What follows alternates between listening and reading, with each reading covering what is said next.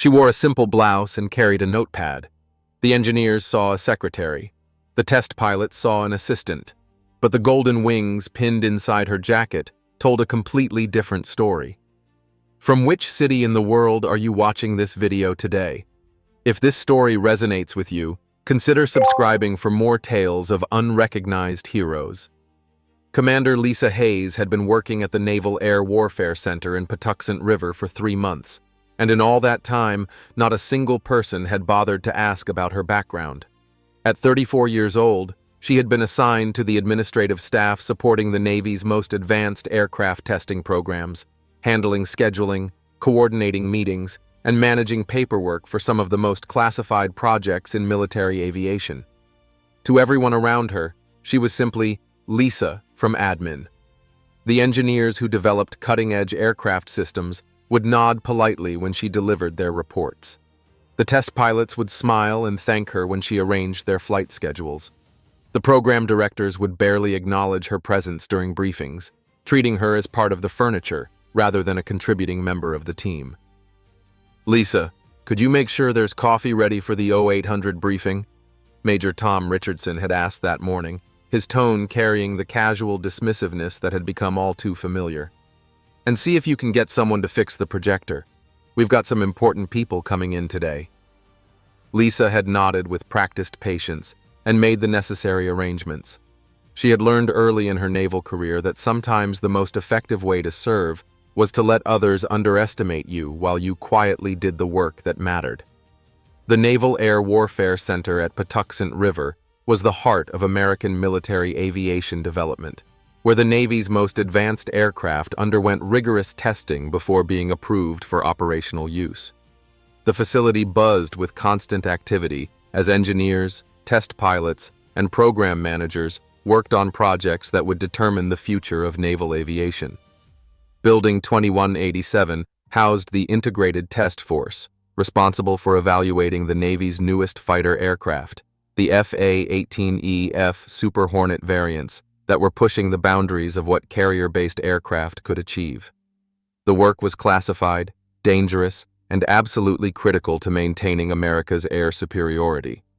Lisa's official role was administrative coordinator, a position that involved managing schedules, organizing meetings, and ensuring that the mountain of paperwork required for test programs moved through the proper channels. It was important work, but it was the kind of job that made her invisible to the high-powered personalities who dominated the facility. Dr. Michael Chen, the lead aerodynamics engineer, would discuss complex flight characteristics and aerodynamic modifications as if she weren't in the room. Lieutenant Colonel James Morrison, the senior test pilot, would review dangerous flight test procedures while she took notes, never thinking to ask for her input. Captain Sarah Rodriguez, the program director, would make critical decisions about aircraft safety and performance without once considering that the woman managing their paperwork might have valuable insights to offer. The morning that would change everything started with an emergency meeting called by Admiral Patricia Walsh, the commanding officer of the Naval Air Systems Command. Word had come down from Washington that a critical flaw had been discovered in the flight control software of the new Super Hornet variant, and all test flights were suspended until the issue could be resolved. "Ladies and gentlemen," Admiral Walsh began as she entered the main briefing room, her voice carrying the weight of someone accustomed to dealing with crises, "we have a serious problem. The flight control software that we've been testing for the past 6 months has a potentially fatal flaw that manifests during high-G maneuvers at specific altitudes." The room was packed with the facility's top personnel. Dr. Chen sat at the front table with his engineering team, tablets and laptops open as they prepared to dive into technical details. Lieutenant Colonel Morrison and the other test pilots occupied the second row, their faces showing the concern of professionals who understood that software failures at 30,000 feet could mean the difference between life and death. Lisa sat in the back corner, her notepad ready as always, prepared to document the meeting and coordinate whatever follow-up actions would be required. She had attended hundreds of similar briefings, always present but rarely acknowledged, always listening but never asked to contribute. The problem was discovered yesterday during a test flight at Edwards Air Force Base. Admiral Walsh continued. The pilot experienced complete loss of flight control authority during a 7G turn at 25,000 feet. He managed to regain control manually, but only barely. If this had happened during a carrier landing or in combat conditions, we would have lost both pilot and aircraft. Dr. Chen leaned forward, his expression intense. Admiral, my team has been monitoring all flight parameters throughout our testing program. We haven't seen any anomalies in the flight control systems. That's because the flaw only manifests under very specific conditions, Admiral Walsh replied. High G loading combined with rapid altitude changes and specific airspeed parameters. It's a combination that apparently wasn't fully tested during the initial software validation. Lieutenant Colonel Morrison spoke up from the pilot section. Ma'am, what's our timeline for resolution? We've got a full schedule of carrier qualification tests coming up, and any delay could push back the entire deployment cycle. Admiral Walsh's expression was grim. That's the problem, Colonel. The software engineers at the contractor estimate it will take at least 6 months to identify the root cause, develop a fix, and complete the validation testing. 6 months we don't have. The room erupted in concerned murmurs as the implications became clear. A 6-month delay would affect not just the test program, but the entire schedule for deploying the new aircraft to operational squadrons. It would impact training, logistics, and potentially leave the Navy with a capability gap at a time when tensions were rising in multiple theaters around the world. There has to be another solution, Captain Rodriguez said, her voice reflecting the frustration that everyone in the room was feeling. We can't afford to lose 6 months on this program. If there is another solution, we need to find it fast, Admiral Walsh replied. Washington is breathing down our necks, and the Secretary of the Navy wants answers by the end of the week. Dr. Chen was already pulling up technical diagrams on his tablet. We could try to work around the software issue by modifying the flight envelope, limiting the aircraft to less aggressive maneuvering parameters. Unacceptable, Lieutenant Colonel Morrison responded immediately. These aircraft are designed for carrier operations and air-to-air combat. If we limit their maneuvering capability, we might as well not deploy them at all. The discussion continued for another hour, with various proposals being offered and discarded. Modified testing protocols, alternative software versions, hardware workarounds, everything was considered, but nothing provided a viable solution that could be implemented quickly enough to meet the timeline requirements. Lisa listened to the entire discussion, taking detailed notes as always, but also analyzing the problem from her unique perspective. She had been present for every technical briefing over the past 3 months, had read every test report, and had a comprehensive understanding of both the aircraft systems and the testing procedures being used.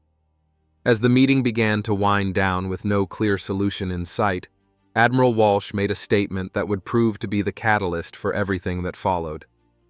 I want everyone to understand the gravity of this situation, she said, her voice carrying the weight of command authority. This isn't just about test schedules or program timelines. This is about the safety of our pilots and the operational readiness of our naval aviation forces. If anyone in this room has any ideas, any insights, anything at all that might help us solve this problem, I want to hear it.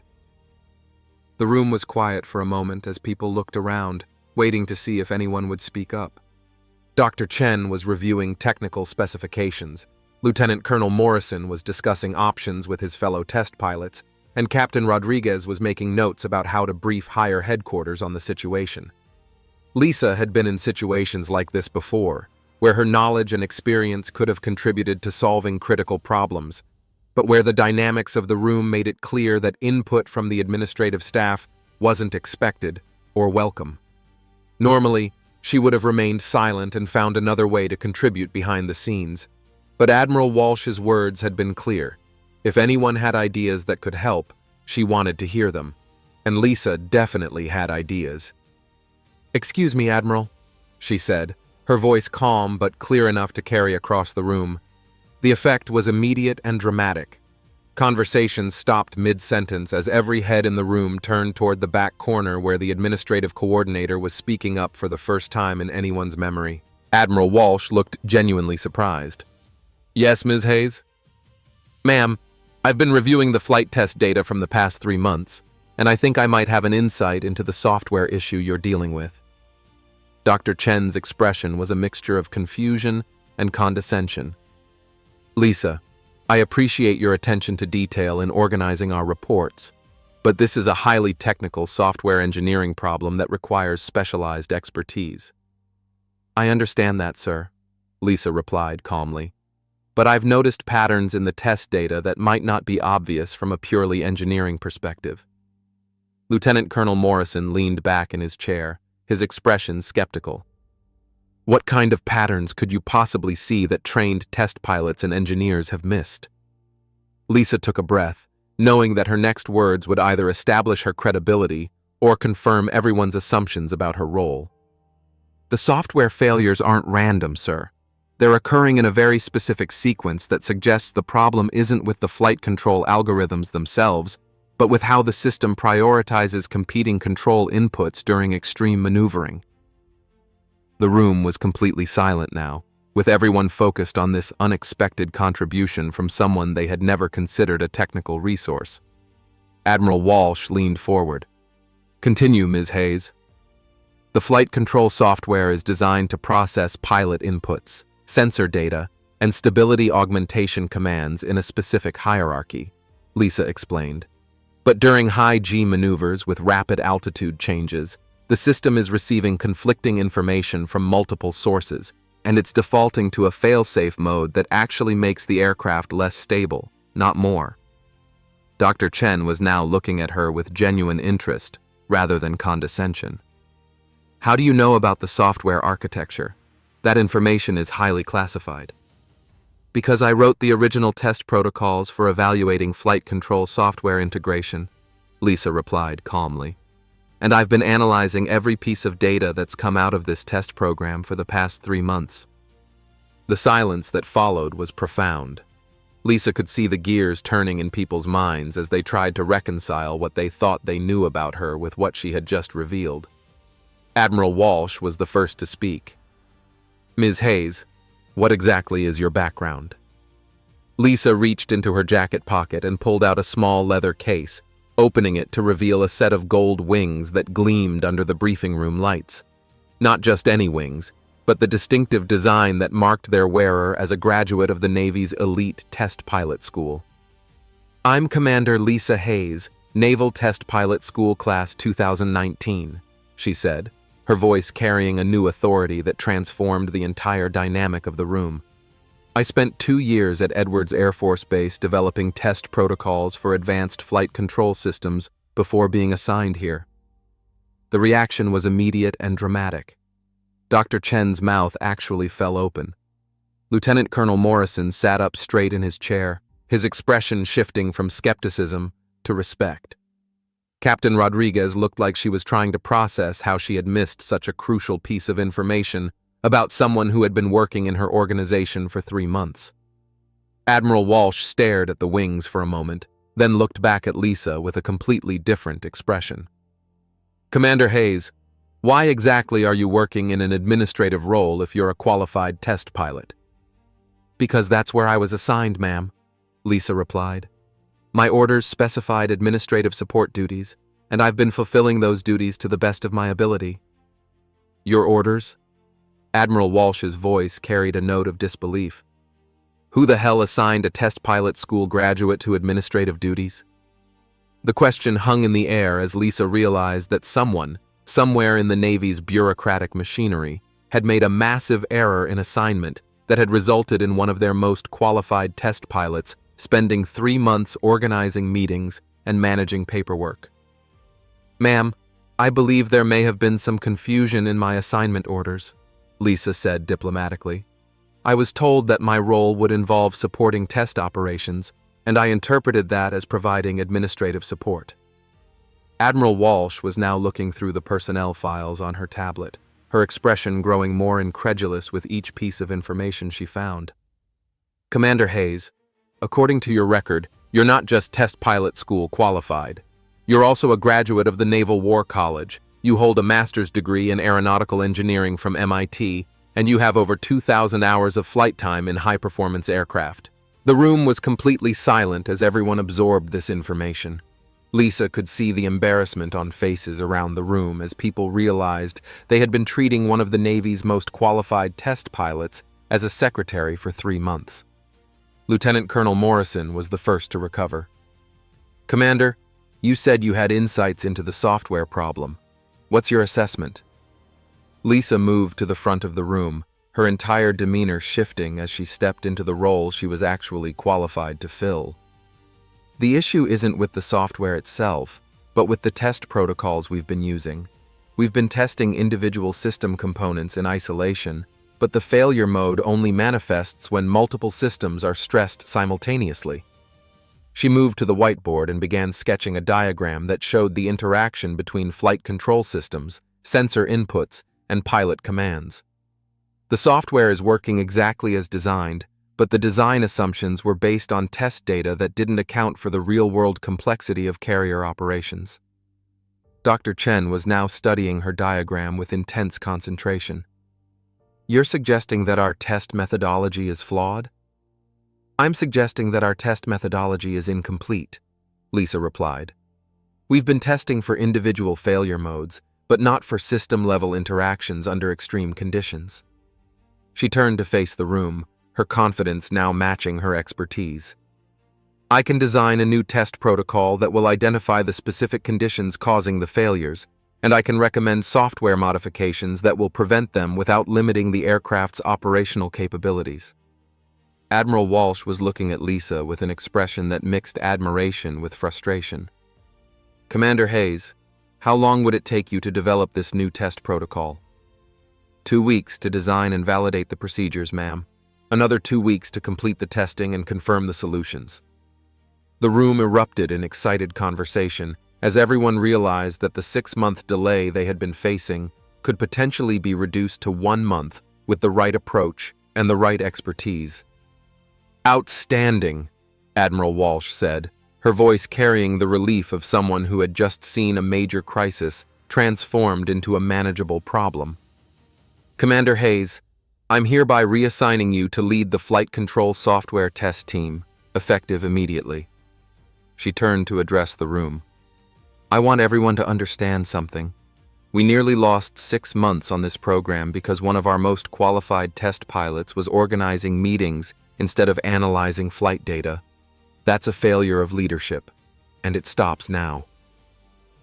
The aftermath of that meeting transformed not just Lisa's role, but the entire culture of the test facility. Dr. Chen immediately invited her to join his engineering team as a senior technical advisor. Lieutenant Colonel Morrison asked her to participate in pilot briefings and provide input on test procedures. Captain Rodriguez requested that she take over as the technical lead for the entire Super Hornet test program. But perhaps the most significant change was in how people viewed the value of every team member, regardless of their apparent role or position. Admiral Walsh instituted new procedures to ensure that personnel assignments matched qualifications, and that everyone's background and expertise were properly documented and utilized. Lisa's new test protocol was implemented within 2 weeks, exactly as she had promised. The testing revealed not just the original software flaw, but several other potential issues that had been masked by the inadequate test procedures.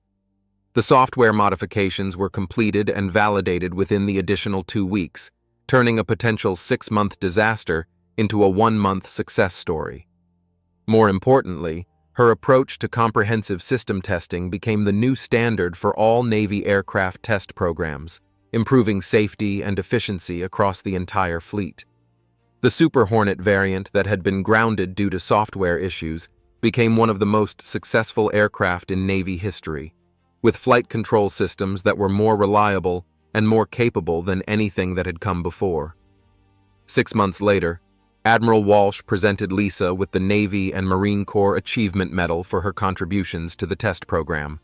The citation specifically mentioned her innovative test protocols and her role in preventing what could have been a catastrophic failure in operational conditions. During the ceremony, Admiral Walsh made a point that resonated throughout the Navy's aviation community. Excellence doesn't always announce itself with fanfare. Sometimes the most qualified person in the room is the one everyone assumes belongs somewhere else.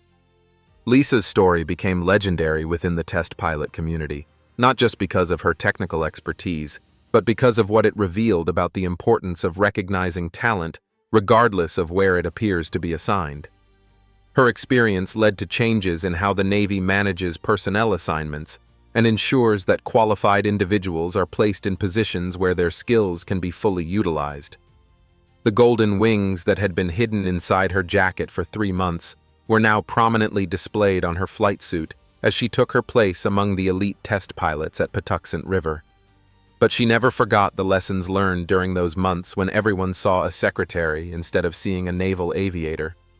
Years later, as she rose through the ranks to become one of the Navy's senior test pilots, she made it a point to look beyond surface appearances and job titles to understand the real capabilities of the people around her. She knew from personal experience that expertise and qualification didn't always match official assignments, and that the most valuable contributions sometimes came from the most unexpected sources. Her legacy extended far beyond the technical innovations she contributed to naval aviation. She proved that true leadership means recognizing and utilizing talent wherever it exists, and that the most dangerous assumption is thinking you know someone's capabilities based on their apparent role. The wings that had once been hidden became a symbol of hidden potential, waiting to be discovered and utilized. And the Navy became a stronger, more effective organization because it learned to look beyond first impressions to find the excellence that was always there, waiting for the right moment to be revealed.